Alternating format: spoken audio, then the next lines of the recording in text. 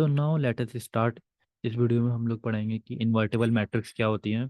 और आपके एग्जाम में इसमें से एक क्वेश्चन जरूर बनना है, क्योंकि इन्वर्टेबल मैट्रिक्स से ही हम लोग इन्वर्स निकालते हैं।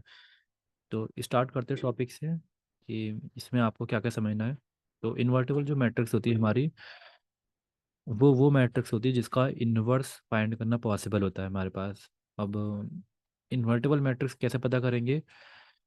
ये आप पता करोगे कि क्या वो मैट्रिक्स सिंगुलर मैट्रिक्स है या नॉन सिंगुलर मैट्रिक्स है। अब इसे देखते हैं कि मेरा कहने का क्या मतलब है यहाँ पर अभी। तो जो सिंगुलर मैट्रिक्स होती है वो मैट्रिक्स होती है जिसका डिटर्मिनेंट क्या होता है आपका, जीरो होता है। और नॉन सिंगुलर मैट्रिक्स वो मैट्रिक्स होती है जिसका डिटर्मिनेंट क्या होता है आपका, जीरो नहीं होता है। तो यहाँ पर आप ए इनवर्स का फॉर्मूला देखो। यहाँ पर ए इनवर्स हमारे पास है 1/, determinant of A and adjoint of ए।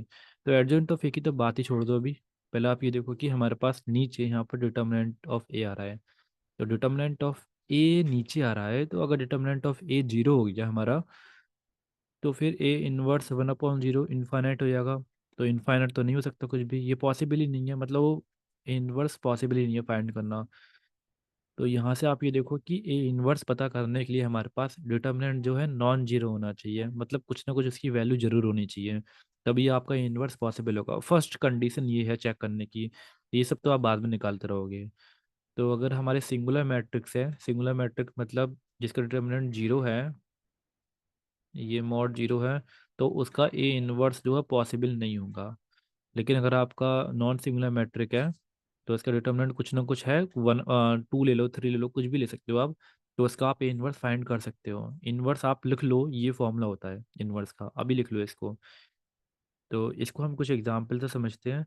जब इसमें ये पूछा गया होगा कि आपका इनवर्स जो है पॉसिबल है या नहीं है, तो पहले मैं आपको कुछ एग्जाम्पल दिखाता हूँ यहाँ पर इसका। इसको देखो यहाँ पर।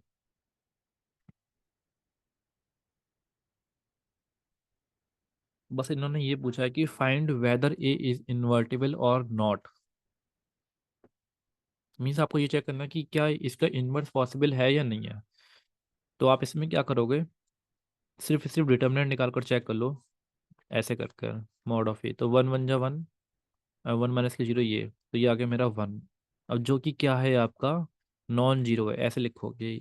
One is not equal to zero, तो A inverse possible, A inverse आपका पॉसिबल है, यानी कि det is A is invertible, invertible ये। अब यहाँ चेक करो, हमारे पास ए ये है, अगर हम इसका मॉड निकालते हैं तो वन जीरो का मल्टीप्लाई जीरो हो गया, माइनस के जीरो। अब आप यहाँ देखो कि मॉड ऑफ ए हमारा जीरो आ गया है। अगर मॉड ऑफ ए जीरो आ गया आपका, इट्स का मतलब ये है कि ए इनवर्स नॉट पॉसिबल।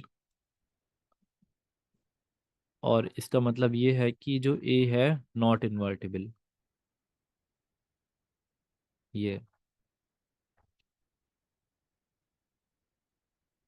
अब बात ये आती है कि जब हमारे पास ए इनवर्स पता चल जाएगा, तो मतलब मॉड ऑफ ए पता चल जाएगा हमारे पास, तो हम इनवर्स निकालेंगे कैसे।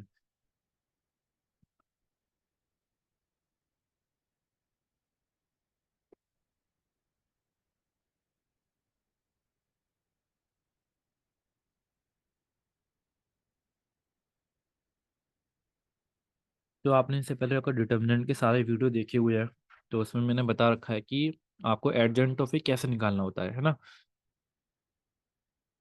मैं यहाँ लिख देता हूँ एक बार। एडजेंट ऑफ ए जो होता है आपका,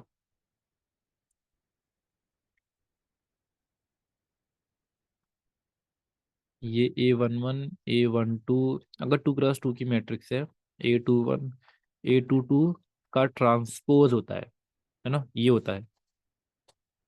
और यहाँ पर ये जो इंडिविजुअली होते हैं वो क्या होते हैं आपके, कोफैक्टर्स होते हैं, ये कोफैक्टर।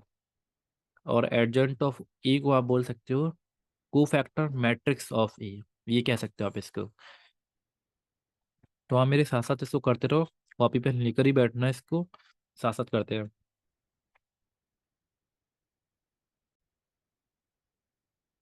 तो इसमें सबसे पहले आपको क्या फाइंड करना होगा, determinant of A. Determinant of A निकालने के लिए आप सबसे पहले यहाँ मल्टीप्लाई कर दो, -12 एंड -10, तो ये हो गया मेरा -22, which is not equal to zero. तो आप यहाँ लिखोगे क्या होगा, A inverse is possible. A inverse आप निकाल सकते हो इसमें। अब ए इनवर्स निकालने के लिए सबसे पहले आपको नहीं है सारे को फैक्टर्स निकालने होंगे है ना यहाँ पर। तो ए वन वन आप कैसे निकालते थे, डिटर्मिनेंट में हमने सीखा ही था, -1 की पावर ये दोनों 1 + के 1। एंड हमारे पास जो माइनर आता था M11, तो वो क्या होता था, फर्स्ट रो का फर्स्ट एलिमेंट यानी कि 4। तो यहाँ पर कितना आएगा आपका 4, यानी कि कितना हो गया 4 आएगा आंसर हमारा। अब A12 करें तो -1 की पावर 1 + के 2। तो फर्स्ट रो का सेकंड एलिमेंट इस पर हाइड कर दो, हमारे पास बचा कितना 2 बचा। तो ये आ जाएगा मेरे पास यहाँ पर 2। तो लेकिन ये आएगा आपका माइनस में, तो ये आ गया -के 2। अब A21 निकालते हैं तो -1 की पावर 2 + के 1। एंड यहाँ पर हमारा क्या आएगा, दूसरी रो का फर्स्ट एलिमेंट 5 आएगा। तो ये भी मेरा -के 5 आ गया। और अब निकालते हैं हम लोग A22। तो ये हो गया मेरा -1 की पावर 2 + के 2। एंड सेकंड रो का सेकंड एलिमेंट, तो ये हो गया -के 3, and which is equal to -के 3। ये आ गया हमारा आंसर यहाँ पर। अब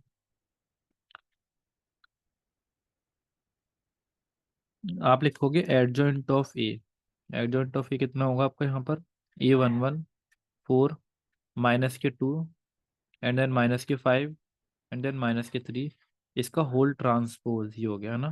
तो ट्रांसपोज जब निकालते हैं तो रो को कॉलम में कन्वर्ट कर देते हैं, तो मैंने ये कर दिया 4 -के 2। एंड इस वाली रो को भी आप कॉलम में कन्वर्ट कर दो, तो ये हो गया -के 5 -के 3 हो गया मैंने यहाँ पर अब ये। तो फाइनली आपका एडजॉइंट ऑफ यहाँ पे आ चुका है। अब अगर आप ए इनवर्स लिखोगे तो ए इनवर्स आपका कितना होगा, 1/mod ऑफ ए, यानी कि डिटर्मिनेंट ऑफ ए, जो कि था -के 22 ये। एंड हमारे पास एडजॉइंट ऑफ ए कितना आ गया है, ये आया 4 -के 2 -के 5 और -के 3।